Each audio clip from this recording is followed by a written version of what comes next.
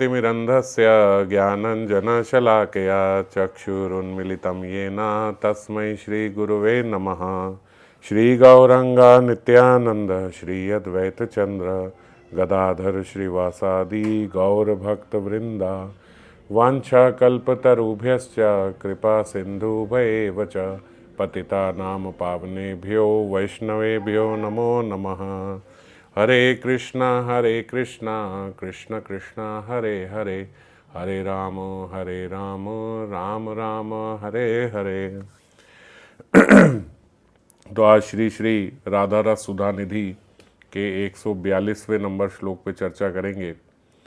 पिछली बार मधुपान लीला का स्मरण हुआ था श्रीपाद को।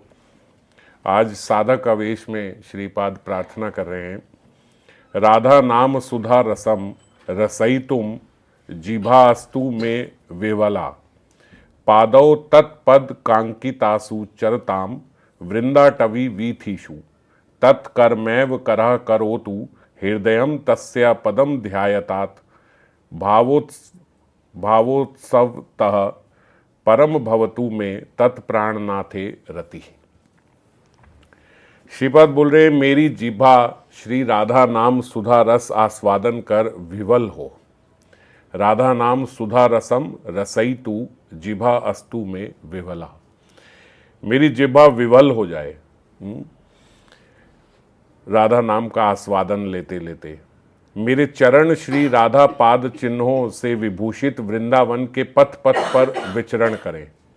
पादौ तत्पद कांकित तासु चरताम वृंदाटवी वीथीषु, दोनों हाथ श्री राधा के ही कार्यों में नियुक्त हों।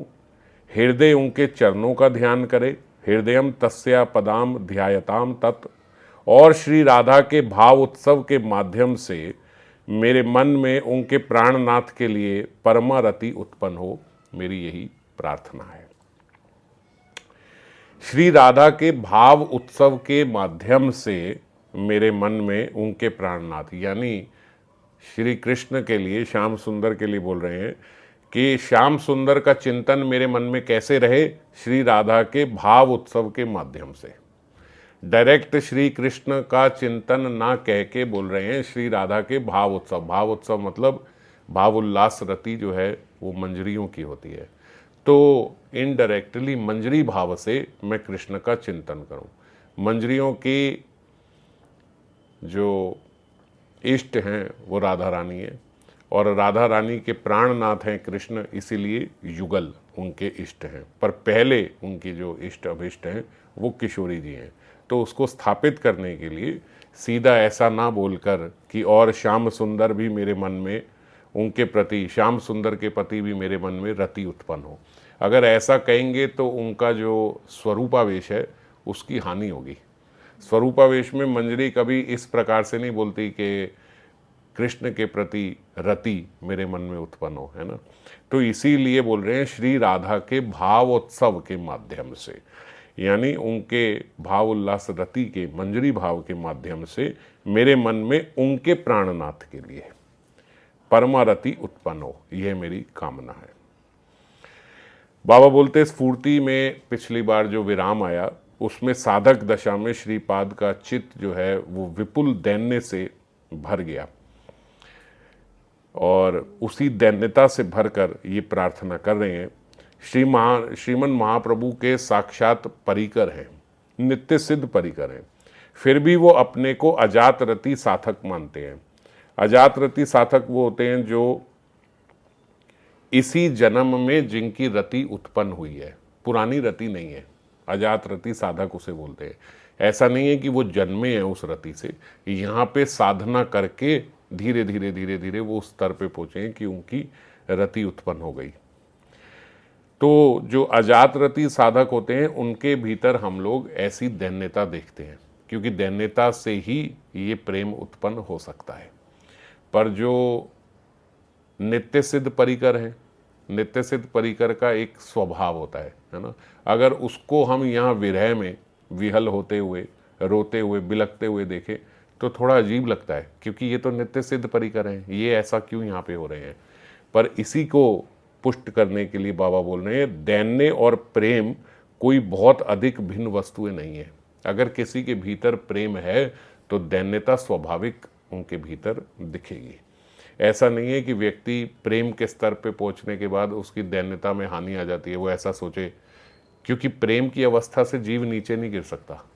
तो प्रेम की अवस्था में जीव ऐसा हो जाए कि भाई ये तो मेरे तो प्रेमी है, मेरे तो साथ के हैं, किशोरी जी की मैं तो हर समय सेवा करती हूँ, तो दैन्यता कैसे, अगर होगी भी तो दिखाएंगे कैसे, कैसे उसका प्रदर्शन करें या कैसे उसको एक्सप्रेस करें दैन्यता को, क्योंकि हर समय किशोरी जी समक्ष हैं और किशोरी जी की सेवा चल रही है, तो क्या दैन्यता दिखाएंगे। पर ऐसा स्वभाव नहीं होता। जो नित्य सिद्ध परिकर भी होते हैं उनके भीतर भी दैन्यता रहती है, क्योंकि दैन्यता और प्रेम ये बोल रहे हैं कोई एक ऐसा समझो कि विलग वस्तु ही नहीं है, ये एक ही है, एक ही साथ होती हैं। श्रीमद् सनातन गोस्वामी ने दैन्य और प्रेम दोनों के कार्य कारणत्व की बात करी है, यानी दोनों एक दूसरे के पूरक भी हैं और दोनों एक दूसरे से उत्पन्न भी होते हैं, है ना। कार्य कारणत्व की एक चीज है तो दूसरी होगी होगी, ऐसा नहीं हो सकता कि किसी के भीतर दैन्यता है पर प्रेम की अवस्था में नहीं पहुंचा। प्रेम तो बहुत है पर दैन्यता उसके भीतर नहीं है, ऐसा नहीं होगा। श्रीमन महाप्रभु ने भी अगर देखें तो त्रिनादपि सुनिचेन दैन्यता, तरोरपि सहिष्णुता दैन्यता, अमानी न मान देन दैन्यता, फिर क्या, प्रेम, कीर्तनीय सदाहरि। कीर्तनीय सदाहरि कोई प्रेम की अवस्था में ही कर सकता है, यदि प्रेम की अवस्था में नहीं है तो सदा नहीं हो सकता। कीर्तनीय हरि हो सकता है पर कीर्तनीय सदा हरि नहीं हो सकता। कीर्तनीय सदा हरि के लिए प्रेम चाहिए और प्रेम उत्पन्न हो उसके लिए दैन्यता चाहिए, क्योंकि जो अजात रति साधक हैं, जो हम जैसे साधक हैं, साधना कर रहे हैं, वो यदि उनके भीतर दैन्यता नहीं होगी तो प्रेम उत्पन्न नहीं हो सकता, है ना। हम कोई प्रेम लेके तो जन्मे नहीं है, तो अगर हमें प्रेम की अवस्था में पहुंचना है तो ऐसा बताया जाता है कि दैन्यता मस्ट है, मस्ट है।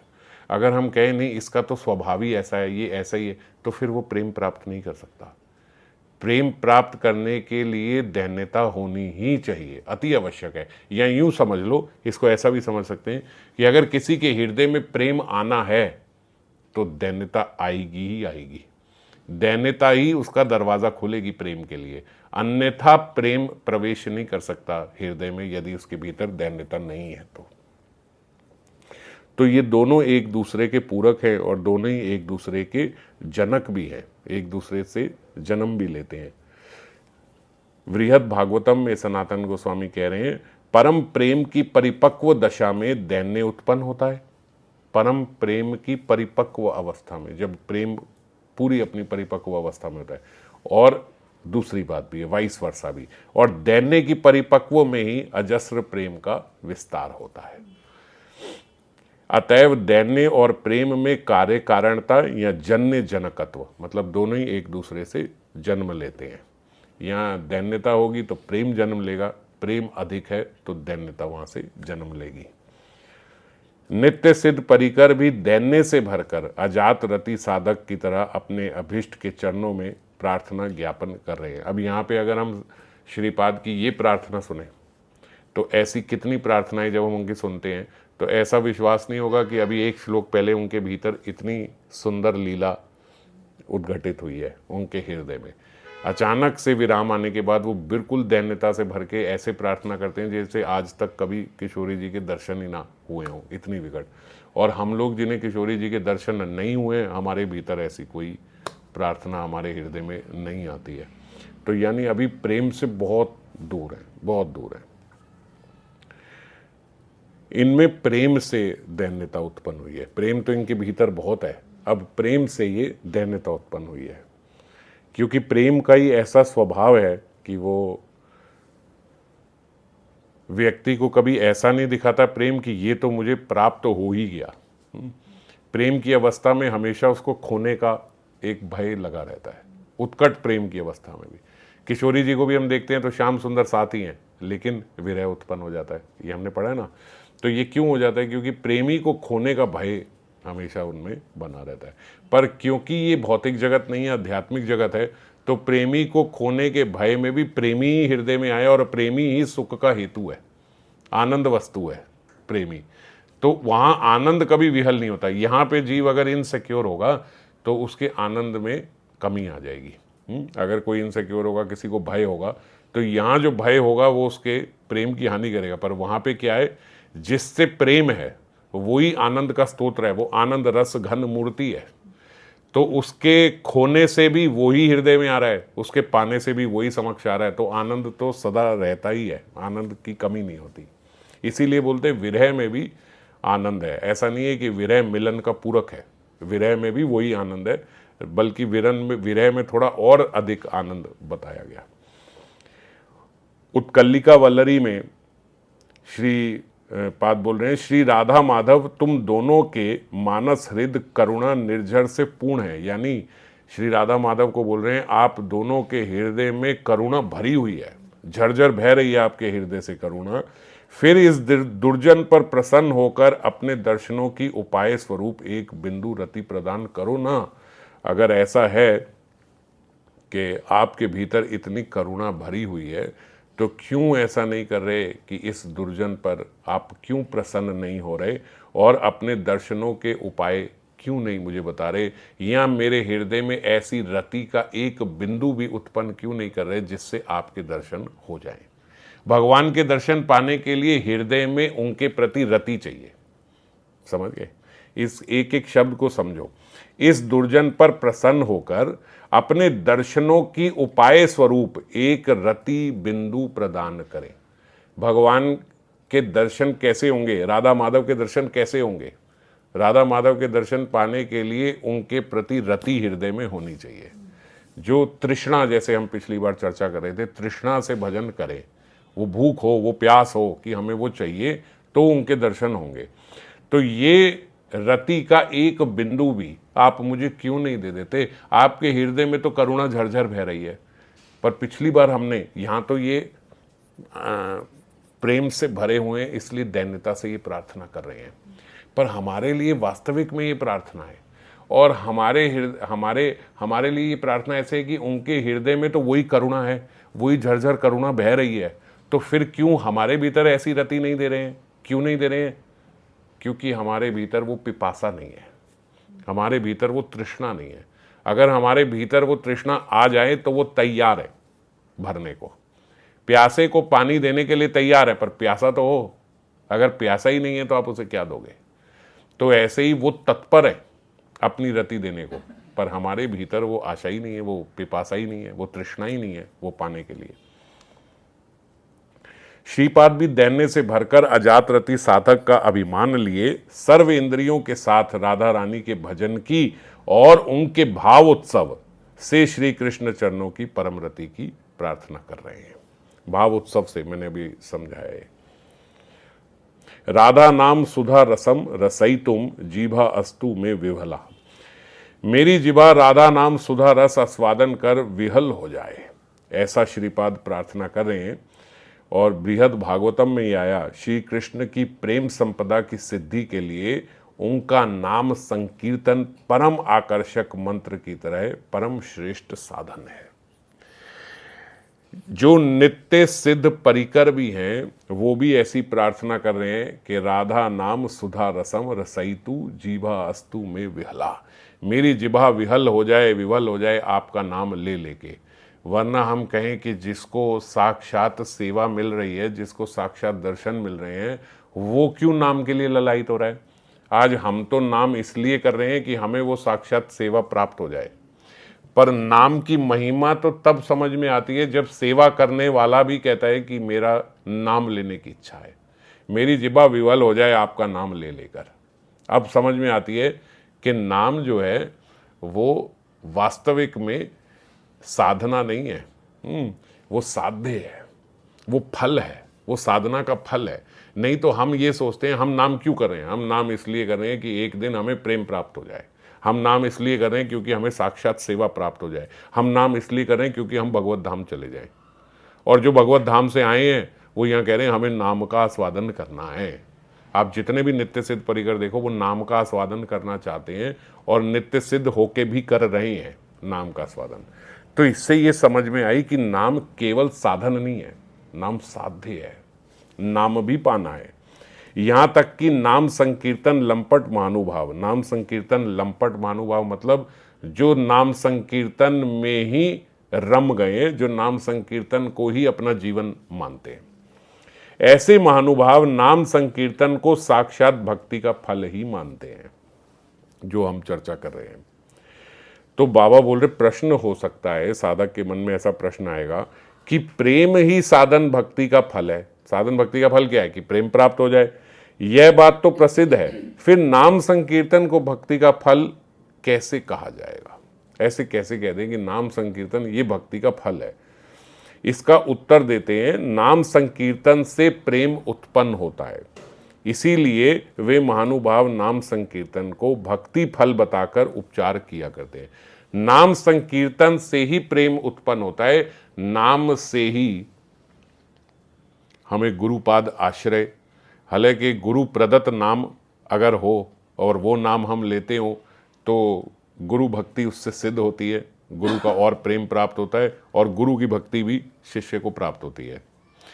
पर अगर अभी गुरु की प्राप्ति नहीं हुई है तो भी अगर जीव से व्यक्ति नाम लेता है तो नाम लेने से उसको संग प्राप्त होता है और साधु संग के बाद उसे गुरुपाद आश्रय भी प्राप्त हो जाता है नाम से। ऐसा हमने कई बार देखा है कि पहले नाम तो मिल गया, नाम तो समझ में आ गया कि ये नाम करना है, पर गुरुपाद आश्रय अभी नहीं हुआ। तो नाम लेते लेते लेते लेते जीव जो है ऐसी अवस्था में पहुंच जाता है, जैसे हम बोलते हैं कि जो सक्षम शिष्य होता है गुरु उसके पास आ जाते हैं, उसे ढूंढने की जरूरत नहीं है कि मैं कहाँ जाऊँ, किससे दीक्षा लूँ, ये करूँ वो करूँ। ऐसी परिस्थिति बन जाएगी कि वो उनके आश्रय में पहुंच जाएगा। पर नाम में श्रद्धा होनी चाहिए। और फिर जब गुरु प्रदत्त नाम हो जाता है तो ऐसे कहते हैं जैसे बीज बो दिया, अब ये पौधा और पेड़ बनेगा और यही प्रेम भगवान के चरणों तक पहुंच जाएगा। यही प्रेम का जो वृक्ष है, इसकी लताएं जो है ये भगवान को स्पर्श करेंगी जब वो वही नाम गुरु प्रदत्त हो गया। तो नाम संकीर्तन प्रेम उत्पन्न कराता है। प्रेम प्राप्ति के लिए नाम संकीर्तन सदा अव्यभिचारी उपाय है। व्यभिचारी होता है टेम्पररी, अव्यभिचारी परमानेंट। जैसे हम बोलते हैं व्यभिचारी भाव स्थायी भाव, व्यभिचारी भाव बोलते हैं टेम्पररी भाव को, अव्यभिचारी परमानेंट। तो प्रेम प्राप्ति के लिए नाम संकीर्तन सर्वदा अव्यभिचारी उपाय है, ये परमानेंट उपाय है। अगर आपको प्रेम प्राप्ति करनी है तो नाम संकीर्तन से ही होगी। रस घन विग्रह भगवान का अनंत आस्वादन उनके नाम में ही निहित है। मुझ जैसा दुर्भागा जीव नाम माधुरी का अनुभव नहीं पाता। क्यों? क्योंकि जीव से हम यंत्र की तरह नाम उच्चारण किए जा रहे हैं। सबसे पहला प्रश्न हम साधकों के भीतर यही आता है कि नाम ही से अगर प्रेम प्राप्त होता है तो नाम लेते लेते तो मुझे भैया 15 वर्ष हो गए, 20 वर्ष हो गए, 25 वर्ष हो गए, पर आज तक तो मेरा नाम के प्रति रुचि उत्पन्न नहीं हुई। नाम में मुझे आज तक तो कोई आस्वादन नहीं हुआ। तो अगर नाम फल ही है भक्ति का तो फिर इसमें मुझे कोई आस्वादन क्यों नहीं हुआ? अगर भक्ति का यही चरम फल है तो बोलते मुझ जैसे दुर्भाग्य को क्यों नहीं अनुभव हुआ? क्योंकि ये जीभा यंत्र की तरह नाम उच्चारण किए जा रही है। संख्या पूर्ति की ओर ही हमारा लक्ष्य रहता है। सुबह से लेकर शाम तक हमारा बस यही होता है कि ये इतनी माला करनी है, इतनी माला हम कर लें, बस ये पूरा हो जाए। आस्वादन के प्रति हमारा कोई लोभ नहीं है। ऐसा नहीं है कि मैं आराम से बैठ के इसका आस्वादन लूँ। हम नाम सुबह से लेकर शाम तक जल्दी जल्दी जल्दी जल्दी, जैसे हम पिछली बार भी चर्चा कर रहे थे, आराम से नाम नहीं लेते। क्यों नहीं लेते? क्योंकि हमारा लक्ष्य ही है संख्या पूरी करना। फटाफट से किसी भी तरह कैसे भी, चाहे मोबाइल हाथ में पकड़ के, चाहे बात करते हुए, चाहे चलते हुए, चाहे करते हुए, बस हमारा लक्ष्य है कि ये संख्या आज की पूरी हो जाए। और ऐसे लगता है कि ये संख्या पूरी होते ही मेरा भजन सही सुचारू रूप से चल रहा है। अगर मेरी संख्या रोज पूरी हो जाती है तो मेरा भजन सुचारू रूप से चाहिए, सही चला। पर ये नहीं है। ये हम बहुत हाई वोल्टेज गलत फहमी में है हम लोग। हम सोच, ये नहीं कह रहा हूँ कि नियम नहीं होना चाहिए, नियम तो होना चाहिए। रघुनाथ दास गोस्वामी पाद ने स्ट्रिक्टली बोला है नियम होना चाहिए, पर नियम के साथ अगर उसका आस्वादन ही नहीं हुआ तो फिर क्या लाभ हुआ उस नियम का? ऐसा कई बारी, और अभी हमने राधा रस सुधा निधि में भी पढ़ा कि भक्ति अभी सुदूर है हमसे। क्यों सुदूर है? क्योंकि हम नाम को आस्वादन नहीं ले रहे, नाम में हमारी रुचि उत्पन्न हो नहीं रही। हम केवल और केवल अपने संख्या पूर्ति में ही लगे हुए हैं, और जीवन भर हम सिर्फ उसको एक नियम की तरह ही लेते हैं, हमारा उसमें कोई इंटरेस्ट उत्पन्न नहीं हो रहा। शील गोस्वामी पाद कहते हैं, मेरी जीवा राधा नाम सुधा रस का आस्वादन कर विहल हो जाए। अब ये वो ऐसा नहीं करे कि मेरे को आप जल्दी से एक संख्या बता दो, मैं इतनी संख्या का रोज नाम कर लिया करूं। हे किशोरी जी, मेरे पे कृपा करो कि मैं रोज मेरी ये संख्या पूरी हो जाए। ऐसा कोई बात नहीं कर रहे हैं। क्या बात कर रहे हैं कि मेरी जिह्वा विवल हो जाए। तो ये हम कभी सोचते ही नहीं कि आज ऐसा नाम करूं कि नाम लेते हुए मुझे आस्वादन आ जाए, आज ऐसा करूं कि नाम लेते हुए मुझे आनंद आ जाए। ऐसा हम सुबह से नहीं सोचते। हमारा टारगेट सुबह उठते से ही होता है कि फटाफट से अभी इस टाइम इतनी माला कर लूँ, इस टाइम इतनी माला कर लूँ, इतनी नाम कर लूँ, और मेरा ये फटाफट से लक्ष्य पूरा हो जाए। बृहद भागवतम में कहते हैं, नाम किसी भी एक इंद्रिय पर उदित हो जाए, वह समस्त इंद्रियों को अपने माधुर्य रस से आप्लावित कर देता है। किसी भी इंद्रिय में, मतलब चाहे कान से आपको सुनाई दे जाए, चाहे जिह्वा से आप बोल लो, चाहे आपके मन में उसका स्मरण हो जाए, कैसे भी हो जाए, वो समस्त इंद्रियों को अपने माधुर्य रस से आप्लावित कर देता है। यदि नाम आपने सुन लिया, संकीर्तन सुन लिया, कर लिया, तो धीरे धीरे जैसे उसमें आस्वादन आने लगा, तो फिर आप संग ढूंढोगे, संकीर्तन कहाँ पे होता है। संग में आओगे तो संग में सेवा प्रारंभ हो जाएगी। तो साथ साथ साथ साथ एक के द्वारा सारी इंद्रियां जो हैं उसमें लग जाएंगी। हम हाथ से करताल बजाना शुरू कर देंगे, मुंह से गाना शुरू कर देंगे, पाँव से जहाँ संकीर्तन हो रहा है वहाँ की ओर भागना शुरू कर देंगे, मन पूरा उसमें लग जाएगा, आंखों से दर्शन करना शुरू करेंगे। तो सारा एक बार अगर आपको संकीर्तन में, नाम में आनंद आ गया तो सर्व इंद्रियां उसमें लग जाएंगी। कलयुग केवल नाम आधारा, सुमिर सुमिर नर उतर ही पारा। हम ये बार बार हमने हजारों बार ये श्लोक पढ़ लिया होगा, सुन लिया होगा, लेकिन हमने इसमें एक बात नोट नहीं करी। इसमें ये नहीं लिखा कलयुग केवल नाम आधारा, जपत जपत नर उतर ही पारा। लिखने को तो ऐसे लिख देते तुलसीदास जी, कलयुग केवल नाम आधारा, जपत जपत, बस आप जपते रहो और आपका कल्याण हो जाएगा। नहीं बोला, क्या बोला? सुमिर सुमिर नर उतर ही पारा। सुमिरण करना होगा। जो नाम हम ले रहे हैं, यदि उसका सुमिरण साथ नहीं हुआ तो फिर कल्याण नहीं होगा। इसीलिए यहाँ पे स्मरण पे जोर दिया गया। स्मरण में क्या होगा? आपका मन लगेगा, बिना मन के स्मरण नहीं हो सकता। तो मन के साथ जब किया जाएगा, आस्वादन के साथ किया जाएगा, तब कल्याण होगा। कलयुग केवल नाम आधारा सही है, पर सुमिर सुमिर मन नर उतर ही पारा, जपत जपत से नहीं होएगा। प्रेम प्राप्ति नहीं होगी यदि हम इस प्रकार से केवल नियम के लिए नाम करते रहेंगे। तो कलेर दोष निधे राजन, अस्ति है एक महान गुण। कलेर दोष निधे, निधे मतलब समुद्र। कलयुग में दोषों के समुद्र हैं। कलेर दोष निधे राजन, पर अस्ति है एक महान गुण। इस कलयुग में राजा परीक्षित क्यों मान गए कि भैया कलयुग ठीक है, यहाँ पे आ जाए।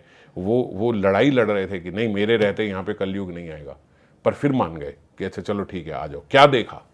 उन्होंने देखा कि समुद्र हैं इस कलयुग में दोष के, पर इसमें एक महान गुण है, कीर्तनाद एव कृष्ण से। क्या करना है? एव, बस कीर्तन करना है कृष्ण का, बस कीर्तनाद एव कृष्ण से। जैसे वो कह रहे हैं ना, कलयुग केवल नाम आधारा, और यहां पे क्या कह रहे हैं? कीर्तनाद एव कृष्ण से मुक्त संग परम व्रजा। सारी जितनी आसक्तियां हैं यहाँ की, मुक्त हो जाएगा उससे, और परम व्रजेत, परम धाम को प्राप्त हो जाएगा, परम प्रेम को प्राप्त हो जाएगा। कीर्तनाद एव कृष्णस्य, बस आप कृष्ण कीर्तन कर लो, आपका कल्याण हो जाएगा। बाकी जितने इसमें समुद्र भर के अवगुण हैं वो सारे खत्म हो जाएंगे।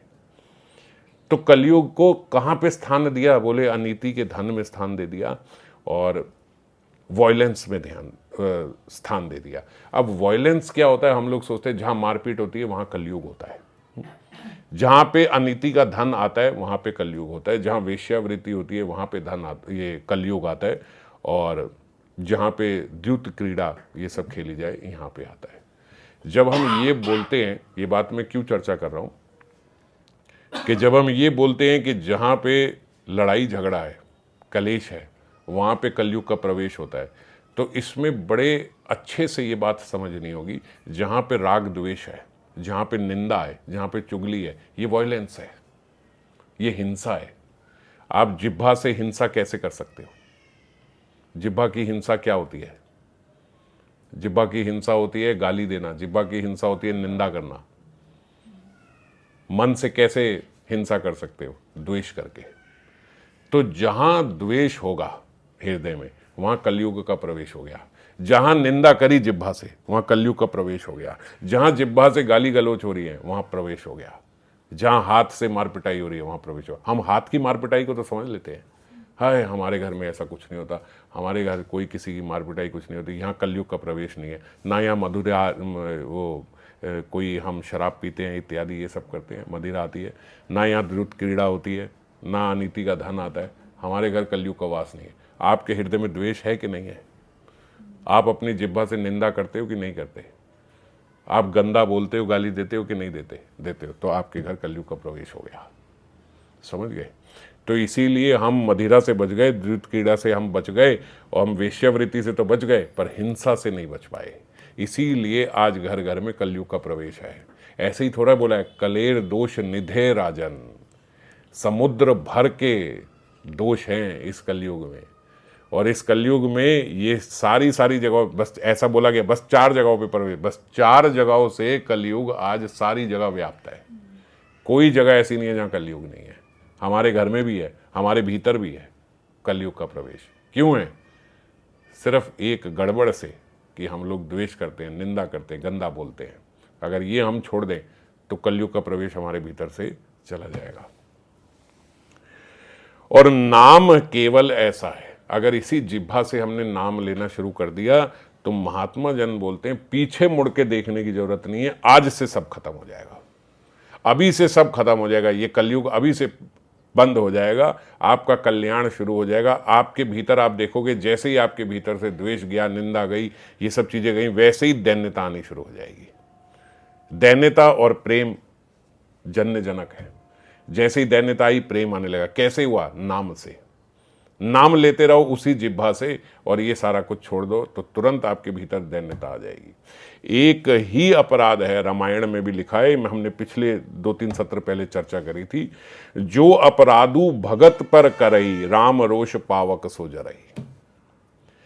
भक्त के प्रति यदि अपराध हो जाए, अगर वहां आपका द्वेष हो गया, वहां आपने गलत सोच लिया, वहां आपने निंदा कर दी, फिर राम रोष पावक सो जरई, फिर राम का रोष उसको जलाएगा।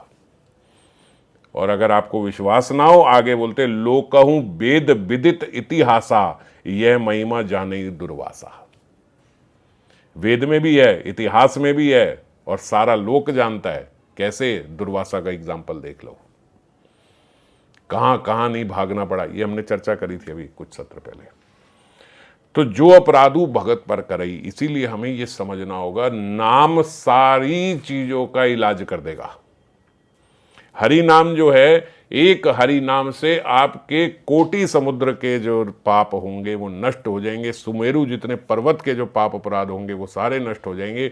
एक अपराध से आपको बचना होगा, वो है वैष्णव अपराध से, भक्त अपराध से, साधु अपराध से, साधु निंदा से। ये नहीं करनी, बस इससे बचना होगा। एक यही ऐसा अपराध है जो भगवान से ही आपको दूर कर देगा, जो नाम से ही आपको दूर कर देगा, जो गुरु से ही आपको दूर कर देगा, जो समझाने वाले के प्रति आपके भीतर रोष पैदा कर देगा। अगर किसी को मारना है, क्या करोगे? सबसे पहले उसका जहां से उसको पावर मिल रही है वो काट दो। समझ गए? जहां से पावर मिल रही है ना, उसको वो काट दो। जहां से पावर मिल रही है, कहां से पावर मिल रही है? जहां से आप कथा सुनते हो, जहां से आप सीख रहे हो, जिन गुरु के आप आश्रय में, वो पहले वहीं से कनेक्शन आपका काट देंगे। भक्तों से ही कनेक्शन कट जाएगा, कथा ही आपको खराब लगने लगेगी, बोलने वाला ही आपको उसमें ही खराबी दिखाई देना शुरू हो जाएगी। तो क्या हुआ? ये जो अपराध है, जो वैष्णव निंदा का अपराध है, सबसे पहले आपको उस व्यक्ति से काटेगा जहां से आपका कनेक्शन जुड़ा हुआ है, जहां से आपको भक्ति प्राप्त हो रही है, वो कनेक्शन सबसे पहले आपका काट देगा। तो इसीलिए भयभीत रहना चाहिए कि मेरे से कोई वैष्णव अपराध ना हो जाए, गलती से भी मेरे मुख से किसी के लिए निंदा ना निकले, गलती से भी मेरे भीतर मेरे मन में किसी के लिए द्वेष उत्पन्न ना हो। अगर हम ये बोले नहीं लेकिन वो भी तो, लेकिन ये भी तो, सब गलत है। कोई एक्सक्यूज नहीं है, कोई एक्सक्यूज नहीं है। अगर आपके भीतर लेकिन आ रहा है आप अपराधी हो, बस खत्म, आगे बोलने की जरूरत नहीं है। अगर कोई अपनी निंदा या अपने द्वेष का एक्सक्यूज जैसे ही लेकिन देके शुरू करता है, मैं वहीं खत्म हो जाता हूं, बस खत्म हो रहा है अपराध। लेकिन है ही नहीं, कोई लेकिन नहीं है, हमारे भीतर नहीं आना चाहिए। आ रहा है तो फिर राम रोष पावक सो जराई, फिर आप बच नहीं सकते, फिर कोई नहीं बचा सकता, और बचाने वाले से ही आप थोड़े समय में कट जाओगे। यही इस अपराध का सबसे खतरनाक हुआ है। तो इसीलिए नाम लो, नाम से सारे पाप खत्म हो जाएंगे, एक पाप से आप बच जाना कि ये नहीं करना, क्योंकि वो पाप आपको नाम से काट देगा। वो पहला नाम अपराध भी है, वैष्णव अपराध भी है और नाम अपराध भी है। तो नाम अपराध ही कर दिया तो फिर नहीं बच पाएंगे। श्रीमत रूप गोस्वामी पाद ने श्री कृष्ण नाम स्तोत्र में लिखा है, हे कृष्ण नाम, आप श्री नारद की वीणा के उत्कृष्ट प्राण स्वरूप हैं। आपका माधुर्य प्रवाह अमृत तरंगों का सार है। आप मेरी जिह्वा पर रस सहित सदा स्फुरित हो। हे कृष्ण नाम, कृष्ण नाम से ही प्रार्थना कर रहे हैं, क्योंकि कृष्ण नाम भगवान का करुणामयी स्वरूप है। इतनी करुणा भगवान में नहीं है जितनी करुणा भगवान ने अपने नाम में डाल दी। इसीलिए श्रीपाद जैसे विरले भक्त जो साक्षात किशोरी जी की सेवा कर रहे हैं, वो भी कह रहे हैं राधा नाम से विवल हो जाए मेरी जिह्वा, क्योंकि नाम से जो आनंद है, किशोरी जी आप तो स्फुरण में विराम आ जाएगा, आप गायब हो जाओगी, पर नाम कभी गायब नहीं होगा, नाम में कभी विराम नहीं आ सकता। समझ गए? किशोरी जी तो अपनी बोलेंगी पिपासा बढ़ाने के लिए मैं विराम ले आती हूं आपकी लीला में, ताकि आपकी पिपासा बढ़ जाए, पर नाम ये कर ही नहीं सकता, नाम सदा रहेगा। तो इसीलिए नाम की करुणा भगवान से ज्यादा है। और जिनके नाम का ऐसा आस्वादन है, जो ये कृष्ण नाम से प्रार्थना कर रहे हैं कि नारद जी की वीणा से जो सदा चलता रहता है, वह नाम मेरे पे कृपा करे। वो नाम क्या है? वो कृष्ण नाम है। और जिनके नाम का ऐसा आस्वादन है, वे नामी भी श्री राधा नाम का आस्वादन कर विहल हो रहे हैं। प्रेमी के, बाबा बोलते ऐसे तो प्रेमी के नाम में प्रीति होना प्रेम का ही स्वभाव है। जब कोई भी अपनी प्रेमी का नाम देखता है, सुनता है, पढ़ता है तो उसको अच्छा लगता है, ये तो एक प्रेम का स्वभाव है। पर विदग्ध माधव में ये बात आई है कि मधुमंगल ने एक बार श्याम सुंदर विरह ज्वाला में थे कि भैया किशोरी जी मिल नहीं रही हैं, और किशोरी जी से इधर उधर बड़ा प्रयास किया, अथक प्रयास के बाद भी किशोरी जी मिल नहीं रही। मधुमंगल का हाथ पकड़कर श्याम सुंदर रोने लगे, और जो ही उनका अश्रु मधुमंगल के हाथ पे गिरा, मधुमंगल ने बोला अरे मैं आपको अभी किशोरी जी से मिलन कराए देता हूँ, कमाल कर दी। श्याम सुंदर हमारे दोस्त होकर रो रहे हो आप, हमारे सखा होकर रो रहे हो आप, अभी मिला देता हूँ, बोले मिला दो। और उसने क्या किया मधुमंगल ने, उन्होंने तो मजाक में एक पत्र पे राधा नाम लिखकर उनके हाथ में रख दिया और उनकी मुट्ठी बंद करके बोला ये लो, ये राधा हमने आपके नाम, राधा जो है हमने आपके हाथ में दे दी, और बोलो आप ऐसा कर रहे हो।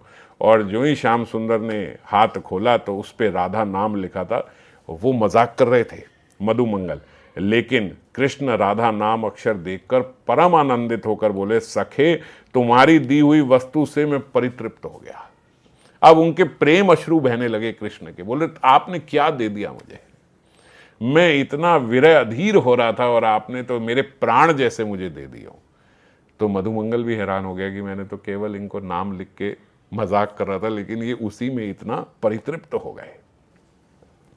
तो बोलते प्रेमी जन के नाम आंखों और कानों से प्रवेश कर किसे परम आनंद नहीं पहुंचाते।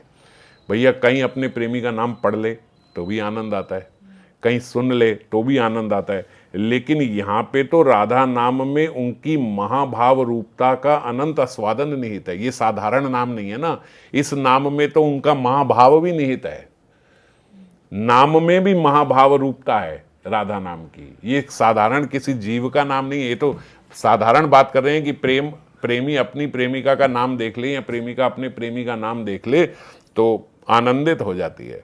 पर ये तो राधा नाम वो नाम देख रहे हैं जिस नाम में महाभाव रूपता है, नाम में भी है, और उनका नाम लेने वाले के चित्त में भी उनके प्रति पूरी प्रीति विराजित है। और ले देख भी कौन रहे हैं? साक्षात कृष्ण, है ना। उनके भीतर भी पूरी प्रीति विराजित है और उनके नाम में ही महाभाव रूपता है। तो इसीलिए राधा नाम सुधा रस सर्व इंद्रियों को अपलावित करेगा, सर्व इंद्रियों को उसने तुष्ट कर दिया, प्रसन्न कर दिया। इसीलिए हम देखते हैं कि देखो आज राधा नाम की पूजा होती है, राधा नाम ही ऑल्टर में रखा जाता है। तो राधा नाम और राधा रानी में क्योंकि भेद नहीं है, उनकी महाभाव रूपता उनके नाम में भी है। साधारणता किसी ने राधा बोल दिया तो वो राधा और किशोरी जी में कोई भेद नहीं है। साधारणता किसी ने कृष्ण बोल दिया, वो कृष्ण और साक्षात कृष्ण में कोई भेद नहीं है। तो इनमें इनका प्रेम, इनका रस, इनकी महाभाव रूपता, ये सब इनके नाम में ही निहित है। यह बात सहज ही अनुमान की जाती है। अपराधी की जिह्वा पर स्वभावतः मधुर नाम रस का आस्वादन नहीं उतरता। मैंने आपको यही बात बताई थी। एक अपराध है बस, वो यदि आप करोगे तो जिह्वा पर वो मधुर नाम रस का आस्वादन नहीं उतरेगा, पर फिर नाम ही आश्रय का अपराध नष्ट कर स्वयं उसकी जिह्वा पर अपनी रस रूपता का विस्तार करता है। जितने भी आपने अपराध किए हों, जितने भी आपने पाप किए हों, जो आपको नाम का आस्वादन नहीं लेने दे रहे हैं, नाम की कृपा से वो सारे अपराध, सारे पाप नष्ट हो जाएंगे। एक अपराध से आपको सावधान रहना है बस, क्योंकि वो आपको नाम से काट देगा, वैष्णव अपराध। और यदि आप सोचो कि नहीं नहीं, ऐसा तो हृदय में अगर आपके आ रहा हो कि अगर निंदाई वैष्णव अपराध है, अगर द्वेषी वैष्णव अपराध है, तो महाराज ये तो हम सालों से कर रहे हैं और नाम भी हमारा चल रहा है, आज तक कभी नाम तो हमारा छूटा नहीं, ना नाम छूटा है। तो नाम ऐसे छूट गया कि अब आप करते रहो करते रहो करते रहो, नाम में कभी स्वाद नहीं आएगा। वो केवल आपकी ड्यूटी की तरह संख्या के लिए, नियम के लिए चलता रहेगा, पर कभी स्वाद ले पाओगे भी नहीं। क्यों नहीं ले पाओगे? क्योंकि आपसे वैष्णव अपराध हो रहा है। और जैसे ही आप नाम प्रभु से प्रार्थना करोगे, अभी प्रार्थना आगे आएगी, आप प्रार्थना करोगे और वैष्णव अपराध छोड़ने का संकल्प लोगे, अपने घर में अपने विग्रह के समक्ष ही संकल्प लो, नाम से प्रार्थना करते हुए संकल्प लो, माला करने से पहले ये संकल्प लो कि मैं अब से वैष्णव अपराध नहीं करूंगा, ऐसी कृपा करो कि आपका आस्वादन मुझे आने लगे। इतनी आपके नाम की महिमा है, और मैं कैसा दुर्भागी जीव हूं, इतनी महिमा होते हुए इतनी महिमा कि नामी से ज़्यादा आपकी महिमा है, साक्षात किशोरी जी से ज़्यादा किशोरी जी के नाम की महिमा है, साक्षात कृष्ण से ज़्यादा उनके नाम की महिमा है, फिर भी मुझे वो आस्वादन नहीं हो रहा। तो इसका मतलब अगर मेरे सामने साक्षात राधा कृष्ण भी खड़े हो जाएंगे तो भी मुझे आस्वादन नहीं होगा। कैसे होगा? उनसे ज़्यादा आस्वादन जिसमें मुझे उसका आस्वादन नहीं हो रहा नाम का, तो उनमें कैसे हो जाएगा? हम लोग किसी दुर्योधन से कम नहीं है। दुर्योधन को हम बुरा व्यक्ति मानते हैं, मगर हमारी अवस्था दुर्योधन जैसी है। दुर्योधन के समक्ष खड़े थे कृष्ण, कोई आनंद आया? अगर हम कहेंगे नहीं ऐसा थोड़ी हो सकता है साक्षात कृष्ण हो जाए और हमें आनंद ना आए, तो दुर्योधन को आनंद आया? कहीं किसी को आनंद आ रहा था? नहीं आ रहा था। तो ऐसे ही हम लोगों के भीतर भी इतनी अपराध, जो वैष्णव अपराध हमने किए हैं, उसका इतना प्रताप है उस अपराध का कि ना हमें उनका आस्वादन होगा और ना ही उनसे श्रेष्ठ उनके नाम का भी हमें आस्वादन हो रहा है। इसलिए नाम लेने से आस्वादन का अनुभव ना हो तो नाम से ही प्रार्थना करनी होगी। कैसे प्रार्थना करोगे? हे श्री नाम, हे श्री चिंतामणि, हे प्रभु, हे परमानंद स्वरूप, तुम मेरे चित्त पे, मेरी जिह्वा पर अपना विमल आनंद स्वरूप प्रकाशित करो। सरलता से आप बोल सकते हो, आप मेरे चित्त में, मेरे जिह्वा पे आपका जो आनंद माधुर स्वरूप है उसको कृपया करके प्रकाशित करो। वो क्यों प्रकाशित नहीं हो रहा? हे अक्षर रूपी परम कारुण्य घन अवतार, अक्षर रूपी अवतार है भगवान का, और परम कारुण्य घन अवतार है। मेरी आत्मा में अपनी अनंत माधुरी का एक बिंदु आस्वादन बिखेर कर मुझे धन्य कर दो। इस प्रकार प्रार्थना करते हुए उत्कंठापूर्ण कुछ दिन नाम का अभ्यास करेंगे तो साधक श्री नाम माधुरी का आस्वादन प्राप्त कर धन्य होगा। रोज नाम शुरू करने से पहले, माला शुरू करने से पहले ऐसी प्रार्थना करनी चाहिए। देखो, आज जीव जो है वो अपने पापों से, अपने अपराधों के कारण बहुत दुखी है। सब लोग दुखी हैं और ये समझ नहीं पाते कि ये दुख जो हम भोग रहे हैं, ये हम भोग अपने ही पापों के परिणाम को भोग रहे हैं। हम लोग बस ऐसे कि इसके कारण मैं दुखी हूँ, इसको देख के मैं दुखी हूँ, इसकी हरकतों से मैं दुखी हूँ, ये बस अगर हट जाए तो मेरा दुख खत्म हो जाए। हर व्यक्ति के पास एक ऐसा है, ये परिस्थिति की वजह से मैं दुखी हूँ, इस व्यक्ति से मैं दुखी हूँ, इनकी ये चीज़ों की वजह से मैं दुखी हूँ। अगर ये ना करे तो गलती उनकी है, अगर वो ये ना करे तो मैं सुखी हो जाऊँ। ये सब गलत बातें, ये अभी मैंने जितनी बोली हैं सब गलत है। मैं क्यों दुखी हूँ? मैं अपने पाप के कारण दुखी हूँ। मैं क्यों दुखी हूँ? मैं अपने अपराधों के कारण दुखी हूँ। आज मुझे उन पाप और अपराधों के जो परिणाम मिल रहे हैं, मैं उनकी वजह से दुखी हूँ। इसीलिए ऐसे बोला जाता है, कोई तन दुखी, कोई मन दुखी, और कोई धन बिना रहत उदास। कोई तन से दुखी है, कोई मन से दुखी है, और कोई धन बिना रहत उदास। और सुखी होने का बहुत प्रयास भी सब कर रहे हैं। ऐसा नहीं है कि कोई प्रयास नहीं कर रहा, हम सारे अथक प्रयास कर रहे हैं अपने जीवन में, हम कर ही रहे हैं कि हम सुखी हो जाए, मगर फिर भी हम सुखी नहीं होए जा रहे, नहीं रहा जा रहा, हमसे सुखी नहीं हो पा रहा। क्यों नहीं हो पा रहा? क्योंकि सही रास्ता हमें पता ही नहीं चल रहा है कि सुखी होना कैसे है। अब मैं बोल रहा हूं मैं इसके कारण दुखी हूं, और दुखी किसके कारण हूं? अपने पाप के कारण। और इसका नाम ले लेके मैं और पाप किए जा रहा हूं, तो कैसे मैं सुखी होऊंगा? नाम संकीर्तन यस्य सर्व पाप प्रणाशनम।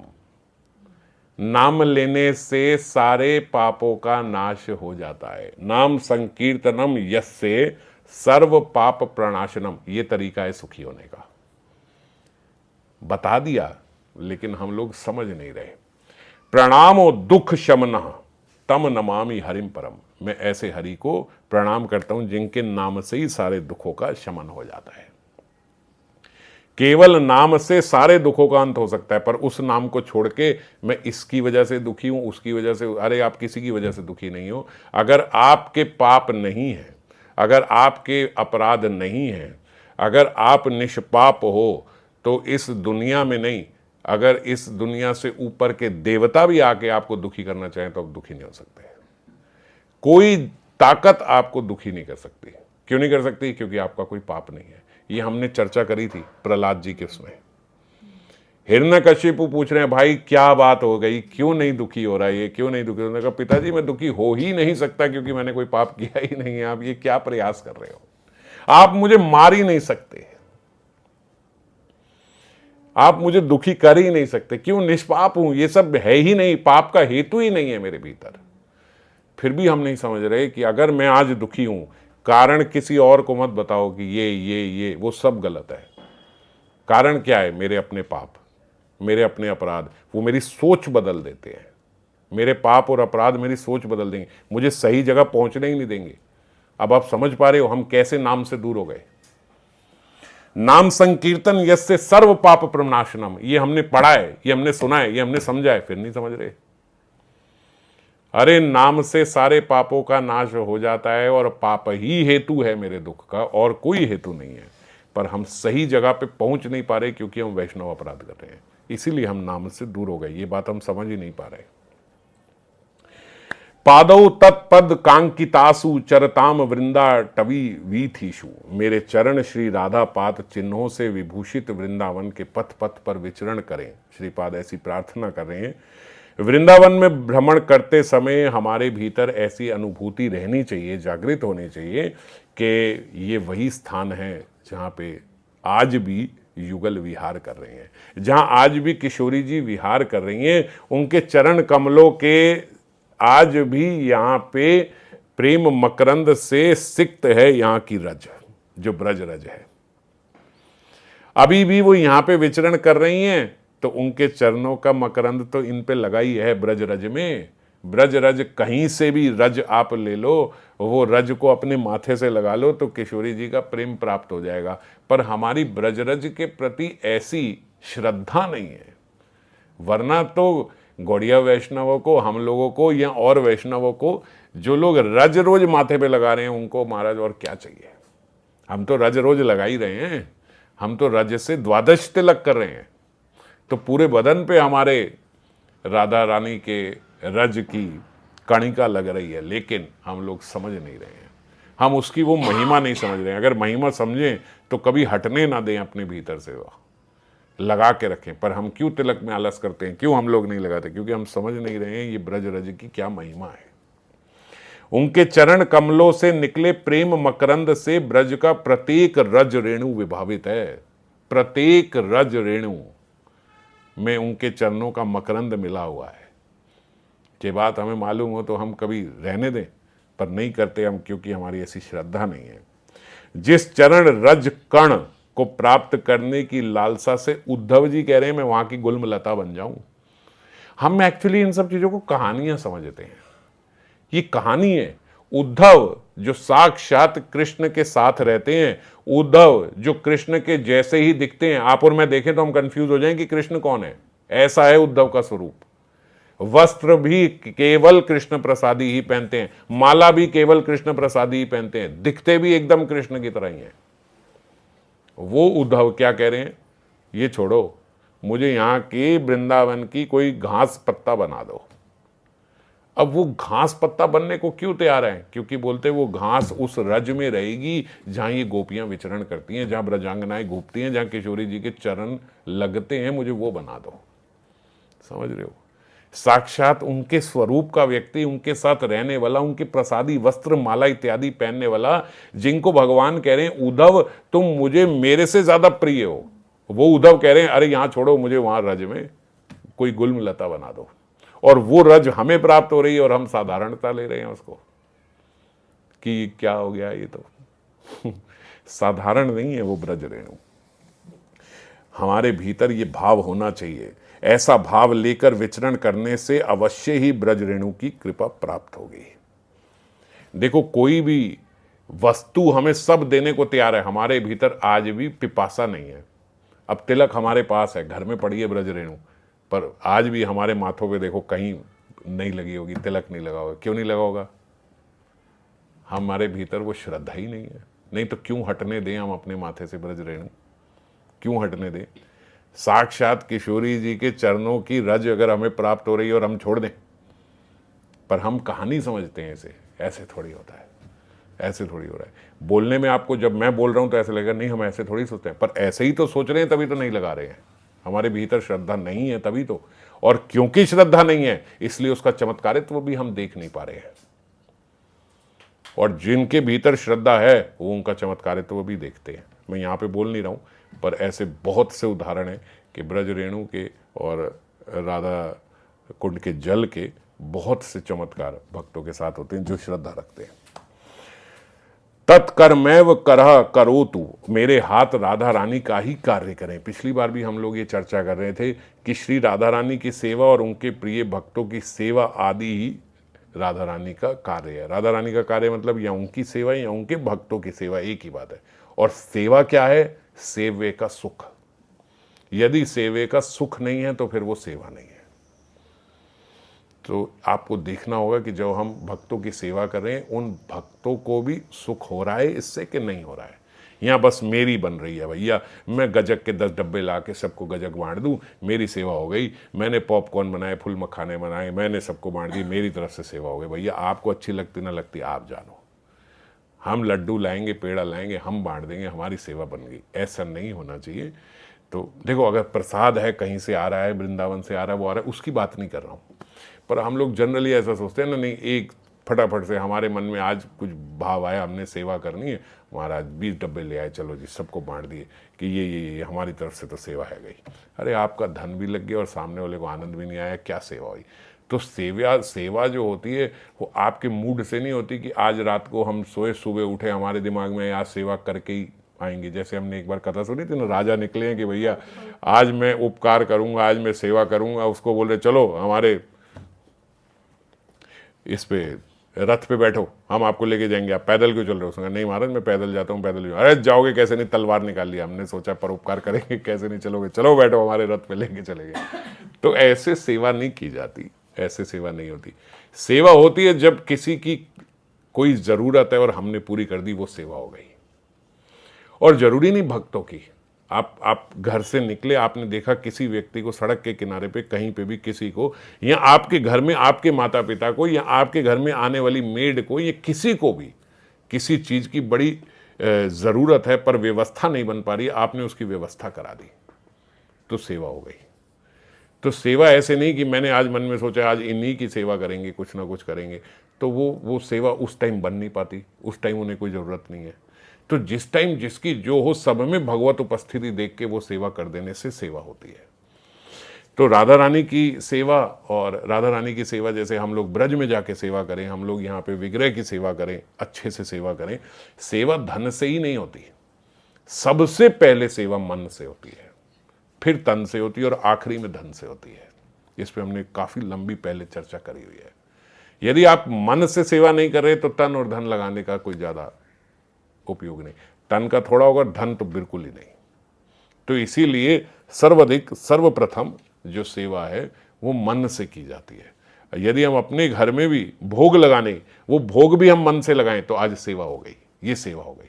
और यदि औपचारिकता से भोग लग रहा है, नियम से भोग लग रहा है कि भैया लाए यहाँ अपने अपने रखी, इस टाइम लाना है, यहाँ रखना है, ये मंत्र बोलना है, ये करना, उसके बाद अपने काम करे, फिर आए, फिर वो मंत्र बोले, फिर अपने काम करे, फिर आए, फिर वो मंत्र बोले, फिर वो गए, तो ये सेवा भी सेवा नहीं हुई।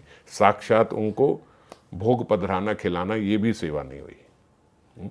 तो इसीलिए सर्वप्रथम मन से सेवा होती है।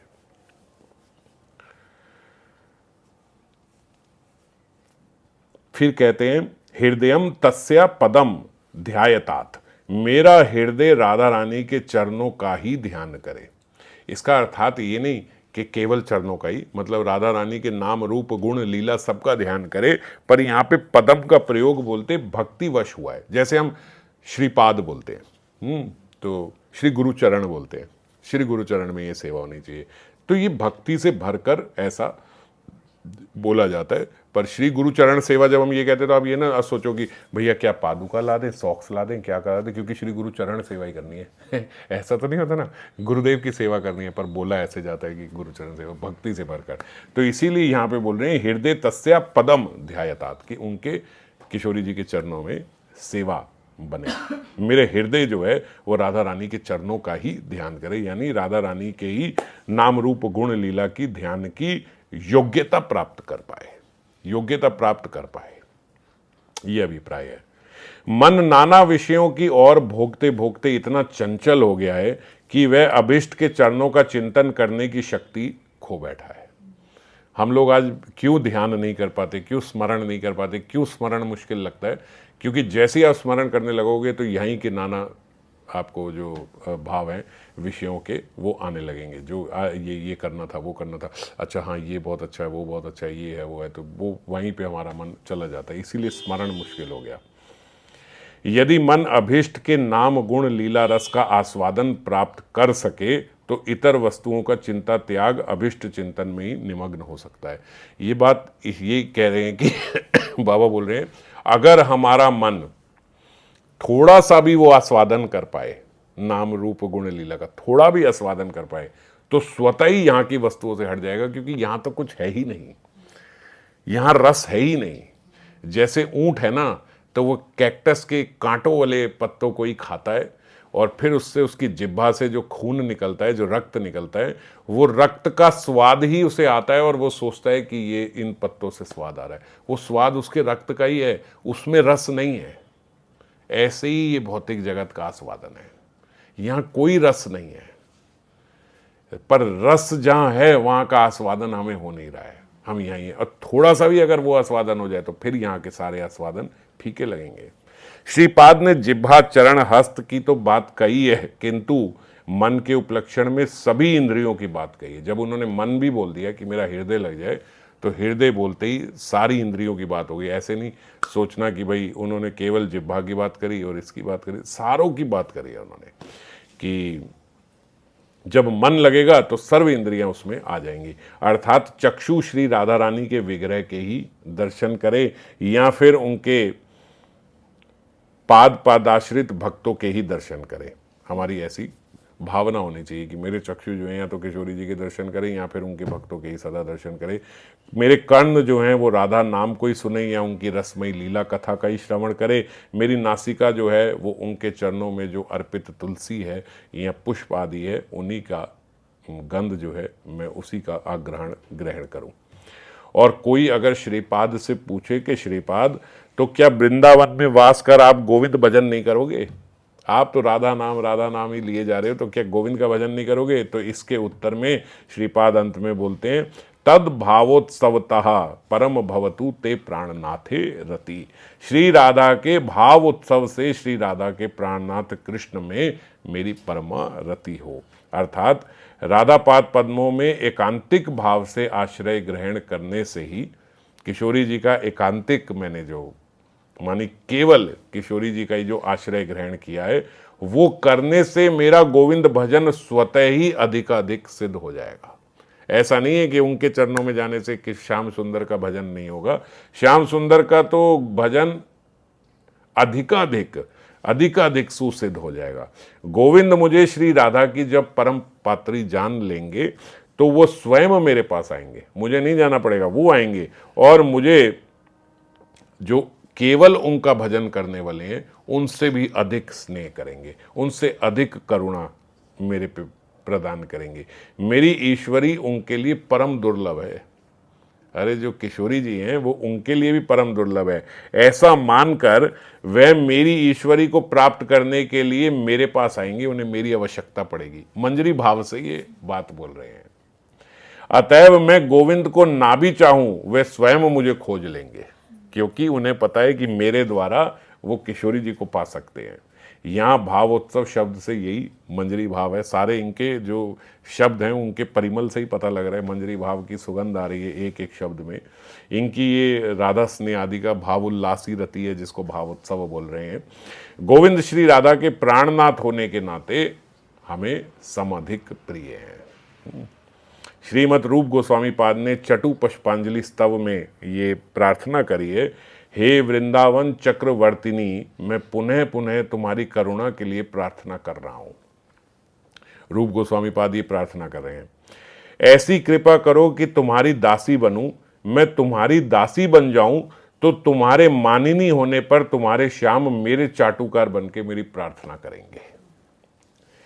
हे दयावती, हे सुंदरी, तुम श्री राधा को प्रसन्न कर, ये कृष्ण बोल रहे हैं, किसको बोल रहे हैं? मंजरी को बोल रहे हैं। हे दयावती, हे सुंदरी, तुम श्री राधा को प्रसन्न कर मेरी विरह ज्वाला शांत करो। ऐसे चाटुकार प्रार्थना कर रहे हैं श्याम सुंदर मंजरी के सामने। उनका यह चाटु वाक्य सुनकर मैं हाथ पकड़कर तुम्हारे पास ले आऊंगी। यही श्री राधा के भाव उत्सव से श्री गोविंद की परमारति है। बाबा यहाँ ये रेफरेंस इसलिए ले रहे हैं कि देखो ये भाव उत्सव से परम रति जो होती है ये प्राप्त होती है। भाव उत्सव की परम रति ये है कि मैं किशोरी जी आपकी दासी बन के रहूंगी और श्याम सुंदर साक्षात आके मेरे हाथ पैर जोड़ेंगे, चाटुकार प्रार्थना करेंगे कि मुझे किशोरी जी से मिला दो। यही हम गौड़िया वैष्णव जनों की परम हार्द काम्य वस्तु है। इसी रूप में हम कृष्ण का भजन किया करते हैं। तो आज इतना ही है। नाम से जो प्रार्थना इसमें बताई गई है वो हम सबको ये प्रार्थना जो है रोज़ सुबह नाम से प्रार्थना करनी चाहिए और बहुत अधिक प्रयास करना चाहिए कि हमसे कोई वैष्णव अपराध ना हो, क्योंकि ये हम सबकी समस्या है कि नाम लेते हुए भी हमारे भीतर नाम का आस्वादन नहीं हो रहा है। तो यदि हम ऐसी प्रार्थना करें और अथक प्रयास करें, सारे अपराधों और पापों से पाप हमें मुक्त कर देगा, एक अपराध से हमें बचना है, बस उस अपराध से हम बचें तो तुरंत ही ये नाम का जो आस्वादन है ये हमारी जिह्वा को और हमारी सर्व इंद्रियों को प्राप्त हो जाएगा। जय राधे।